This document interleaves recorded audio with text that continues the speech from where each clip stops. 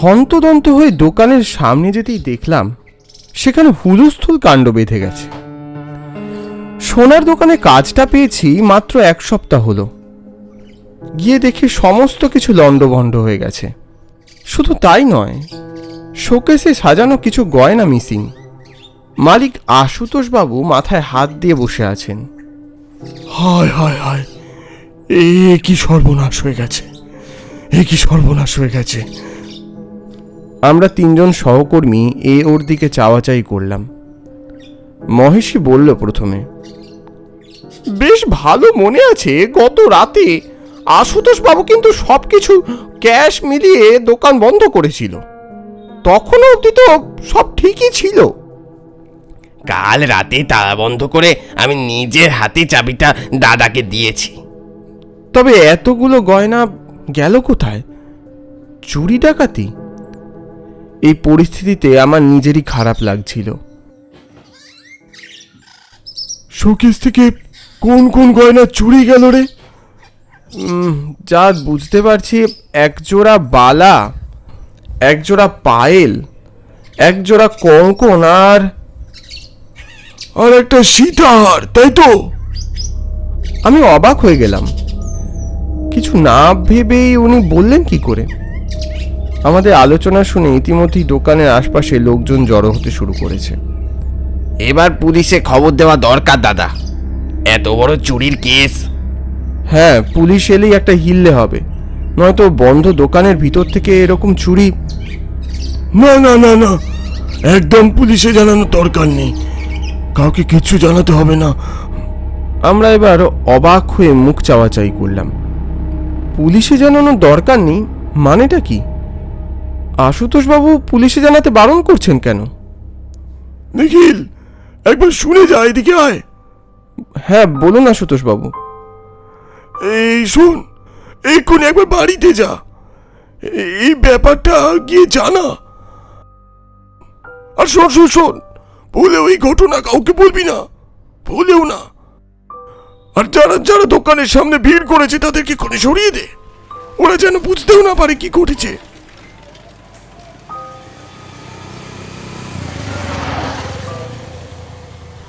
আশুতোষ বাবুর কথা কিছু বুঝলাম না। ওনার বলা ঠিকানা অনুযায়ী বেরিয়ে পড়লাম। ঠিকানা মিলিয়ে যখন বাড়ির সামনে এসে পৌঁছলাম তখন বেলা গড়িয়েছে। 4 তলা উঁচু প্রকাণ্ড বাড়িটা দেখে বুঝতেই পারছিলাম এটাই আশুতোষ বাবুদের বাড়ি হবে। সদর দরজায় কড়া নাড়তেই একজন বয়স্ক পরিচারিকা গোছের কেউ দরজা খুলে বাড়ির লোককে ডাকতে গেল। বড় মা, এই যে তোমার সঙ্গে কে দেখা করতে আসছে। কিছুক্ষণ বাদেই এক স্ত্রীলোক আর এক বৃদ্ধা বেরিয়ে এলেন। কি দরকার? কাকে চাই? আগে আমি নিখিল, আমি আপনাদের দোকানের কর্মচারী। আশুতোষ বাবু একটা জরুরি খবর দিয়ে আমায় পাঠালেন। সে কি? কি খবর? সব ঠিক আছে তো? মানে দোকানে চুরি হয়ে গেছে, অনেকগুলো গয়না, সীতাহার, 1 জোড়া পায়েল, 1 জোড়া বালা আর 1 জোড়া কঙ্কন, তাই তো? আমি অবাক হয়ে ওনার মুখের দিকে তাকালাম। স্পষ্ট দেখতে পেলাম ওদের দুজনেরই মুখ আতঙ্কে ফ্যাকাশে হয়ে গেছে। ভীত সন্ত্রস্ত চোখে মুখ চাওয়াচাই করে কিছু বলতে গিয়েও চুপ করে গেল ওরা। আমি জানতাম এমনি কিছু একটা হবে, ভয়ঙ্কর কিছু ঘটবে। আমি খোকাকে বই বই করে বারণ করলাম, কিন্তু ও কিছুতেই শুনল না। দেখছো তো বৌমা, আরো সর্বনাশ হবে। মা, এমন বলবেন না মা, সব ঠিক হয়ে যাবে। কিচ্ছু ঠিক হবে না, তুমি বুঝতে পারছো না বৌমা? কুঞ্জ ফিরে এসেছে। কেউ কোনো উত্তর দিল না। পাথরের মূর্তির মতো ওরা বসে রইল চুপ করে। ঘরের মধ্যে এক নিস্তরঙ্গ শূন্যতা বিরাজ করছে। আমি কিছুতেই বুঝতে পারছি না কে এই কুঞ্জ, আর তাকে নিয়ে এই রহস্যটাই বা কি? বৃদ্ধা একটা কালো রঙের পুটলি আমার হাতের দিকে এগিয়ে দিল। আমি হাত বাড়িয়ে নিতে গিয়ে বললেন, এই নাও, এটা গুরুদেবের মন্ত্রপুত পুটলি। খুব সাবধান, এই পুটলি তুমি কিছুতেই কাছছাড়া করবে না। খুব সাবধানে আসুর হাতে তুলে দেবে, মনে থাকবে তো? হ্যাঁ হ্যাঁ, আমি দিয়ে দেবো এটা। এরপর সময় থাকতে থাকতেই বেরিয়ে পড়লাম, কিন্তু জানতাম না ওখান থেকে বাস পাওয়াটা এতটা চাপের হবে। সন্ধে নেমে এসেছে এদিকে, একটাও বাসের দেখা নেই। কি করব না করব ভাবছি, অতি দূরে একটা বাস দেখতে পেলাম। আমি ছুটতে সেটাকে দাঁড় করাতে যাব, দাঁড়াও দাঁড়াও দাঁড়াও, এই যাবো, আমি যাবো। হঠাৎই কিছুতে একটা হোঁচট খেয়ে আমি পড়লাম পুটলিটা শুদ্ধ। সঙ্গে সঙ্গে পুটলিটা হাত ফসকে মাটিতে পড়ে গেল, আর পুটলিটা খুলতেই রাস্তায় ছাইময় হয়ে গেল। এই যা যা, হে হে হে। রাস্তায় ধুলোর মতো ছড়িয়ে আছে কালচে ধূসর ছাই, আর সেখানেই কিছু অস্থির টুকরো। হঠাৎই চারিদিকে ঝড়ের মতো যেন একটা দমকা হাওয়া বয়ে গেল। এসব কি? এই যে দাদা, যাবেন? সামনে চোখ মেলে তাকাতেই দেখলাম একটা রিক্সা। যেন হাতে চাঁদ পেলাম। কোনো মতে পুটলির মধ্যে যতটুকু পারলাম ওই ছাই তুলে নিয়ে উঠে বসলাম রিক্সাটায়। কোথায় যাবেন বাবু? সদরে নিয়ে চলো। ওই যে ওই জুয়েলার্স আছে না। রিক্সা ঝড়ের গতিতে এগিয়ে চলল। আমি মনে মনে সকালের তালগোল পাকানো সব ঘটনার সূত্র মেলানোর চেষ্টা করছিলাম। কুঞ্জ কে? যে ত্রাসের কথা ভেবে ওনাদের বুকটা এমনভাবে কেঁপে উঠল। হঠাৎই সজোরে ব্রেক কষে রিক্সাটা থেমে গেল। দাদা, 2 মিনিট বসেন, সামনেই আমার বাড়ি, আমি এক্ষুনি আসছি। এই রে, আমার তখন তাড়া আছে। লোকটা হঠাৎ কাকুতি মিনতি শুরু করলো। দাদা দাদা, আমার খুব দরকার, মেয়ের বিয়ে, বুঝতেই পারছেন, একটা কাজ মনে পড়ে গেল, আমি এক্ষুনি আসছি, আপনি বসুন, এখান থেকে নড়বেন নি। বলেই লোকটা অন্ধকারে কোথায় যেন মিলিয়ে গেল। আমি একা একা বসে রইলাম বেশ কিছুক্ষণ। ওদিকে দোকানে কি হচ্ছে কে জানে। চিন্তায় চিন্তায় আমার মাথা খারাপ হয়ে যাচ্ছে। বেশ কিছুক্ষণ কেটে গেলেও লোকটা ফিরল না। রিকশায় বসে খেয়াল হলো সামনেই অদূরেই একটা টালির ঘর। বাড়ির সামনে ফুল দিয়ে সাজানো। বোঝাই যাচ্ছে ও বাড়িতে বিয়ে আছে। তাহলে কি ওখানেই ঢুকলো রিক্সাওয়ালা? রিক্সা থেকে নেমে পড়লাম। একবার যাই, গিয়ে তাড়া দিয়ে আসি। বাড়ির দরজার সামনে আমি দাঁড়িয়ে রইলাম। কাউকে দেখতে পেলাম না। সাহস নিয়ে একটু ঢুকেই পড়লাম।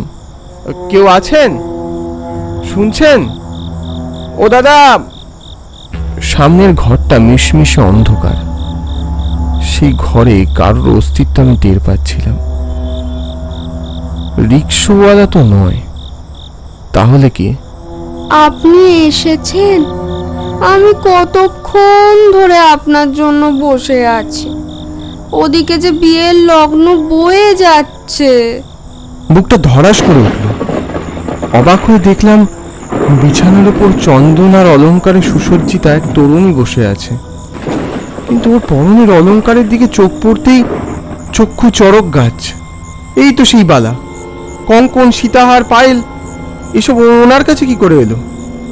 এই যে এইগুলো আপনার কাছে কি করে এলো? ও মা, সে আমি কি করে বলবো? দেখছেন না আজ আমার বিয়ে। একদম চালাকি করবেন না। এই গয়নাগুলোর নকশা আমার খুব ভালো করে চেনা আছে। এত বড় সাহস, দোকান থেকে চুরি করে আবার ধরা পড়ে তামাশা করছেন? দিয়ে দিন, ভালো কথা বলছি, এক্ষুনি দিয়ে দিন, নইলে কিন্তু খুব খারাপ হয়ে যাবে। আমাকে চোর বলবেন না, আমি চুরি করিনি। এ আমার বিয়ের গয়না। মেয়েটা যেন মনে মনে কাঁদছিল, আর সেই কান্নার স্বর আমার কান অবধি পৌঁছচ্ছিল খুব মৃদু স্বরে। দেখুন, আমাদের দোকান থেকে আজ সকালেই ঠিক এই গয়নাগুলো চুরি গেছে।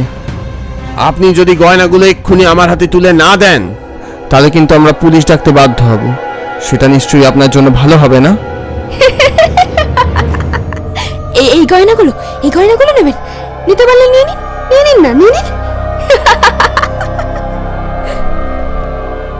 মেয়েটা দুটো হাত বাড়িয়ে দিল আমার দিকে।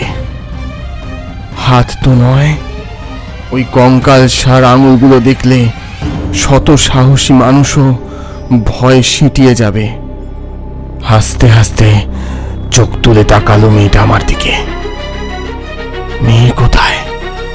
এক বিকট মুখবিবর। আমি হাত ছাড়িয়ে নিতেই আমার হাতটা যেন চেপে ধরল।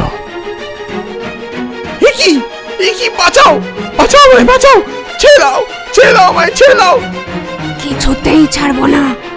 এই গয়নার জন্য আমার বাবাকে আর আমাকে কম অপমান সহ্য করতে হয়নি। শেষ অবধি আমাদের এই পরিবারটাকে পুরো ধ্বংস হয়ে যেতে হয়েছে শুধু ওই গয়নার জন্য। ঠিক এই সময়ই জানলার ভাঙা গড়াদের পিছনে রিক্সাওয়ালাকে দেখতে পেলাম। পালিয়ে আসুন, এই জানলার গড়াত ভাঙা আছে, এক্ষণে পালিয়ে আসুন। আমি কোনো মতে হাতটা ছাড়িয়ে জানলার দিকে এগোলাম। ধীরে ধীরে আমার শরীরটাকে কোনো মতে বের করে আনলাম সেই টালির ঘর থেকে। রিক্সাওয়ালা আমাকে কোনো মতে উদ্ধার করে রিক্সায় তুলল। জোর বাঁচা বেঁচেছি। আপনি ওই বাড়িতে কি করছিলেন? আরে মশাই, আমি তো আপনাকে খুঁজতে বেরিয়েছিলাম। ওখানে কেউ যায়? দেখলেন ওখানে কি আছে? আমি তাকিয়ে দেখলাম এ তো এক পরিত্যক্ত ভগ্নপ্রায় টালির বাড়ি। এ কি করে সম্ভব? আমি তো কিছুক্ষণ আগেই দেখলাম ওই বাড়ি সাজানো ফুলে ফুলে। ওই বাড়িতে কেউ থাকে না? থাকতো ঝুমকি আর ওর বাবা। খুব শান্তির জীবন ছিল ওদের। ঝুমকির বাবা অনেক কষ্টে টাকা জমিয়ে মেয়ের গয়না কিনেছিল, কিন্তু ছেলের বাড়ি দাবি করেছিল অনেক টাকা, তাও বিয়ের আগেই দিতে হবে। বাবা সেই গয়না সোনার দোকানে বন্ধক রেখে টাকা নিয়ে ছেলের বাড়িতে দিয়ে এলো। ভেবেছিল বিয়ের আগে টাকা জোগাড় করে ছাড়িয়ে নেবে, কিন্তু পুরো টাকা সামান্য কিছু বাকি থাকায় আপনার ওই গয়নার দোকান কিছুতেই গয়নাগুলো ছাড়লো না। ঝুমকির বাবা কত মাথা কুটলো ওদের কাছে, কত মিনতি করলো, কিন্তু ওই দোকানের মালিক ঝুমকির বাবাকে যা নয় তাই বলে অপমান করলো। এদিকে ছেলের বাড়ি কথা শুনিয়ে দিল, মেয়েটার বিয়ে ভেঙে গেল। সমাজের থেকে পাওয়া সে অপমান, লাঞ্ছনা, সে কষ্ট কি কেউ সহ্য করতে পারে? ওরাও পারেনি, তাই ওরা দুজনেই। বড় দুঃখের কাহিনী দাদা। তারপর থেকে ঠিক এই বিয়ের দিন এলে কেউ না কেউ দেখেছে ঝুমকিকে সেজে গুজে বসে থাকতে। দোকানের সামনে নামতেই আশুতোষ বাবু এগিয়ে এলেন। এত দেরি হলো কেন? এনেছো জিনিসটা? আমি ঝকঝকে পরিশীলিত আশুতোষ বাবুর মুখের দিকে তাকালাম। এই ঝকঝকে ভালো মানুষের মুখোশের নিচে এক ভয়াবহ নিষ্ঠুরতা লুকিয়ে আছে, তা কে বলবে? এই লোকটাকে আমি আগে শ্রদ্ধা করতাম, এখন বড্ড ঘেন্না লাগছে। আজকালকার সমাজ যেমন মুখোশধারীতে ছেয়ে গেছে। বললাম, এই নিন আপনার গুরুদেবের মন্ত্রপুত ছাই। তবে এই ছাই দিয়ে আপনার পাপ ঢাকা যাবে না, বুঝলেন? আর ওই গয়না যার কাছে থাকার তার কাছেই আছে আর থাকবে। শত অর্থ কষ্ট হলেও আমি আর এই দোকানে কাজ করব না, কখনোই না।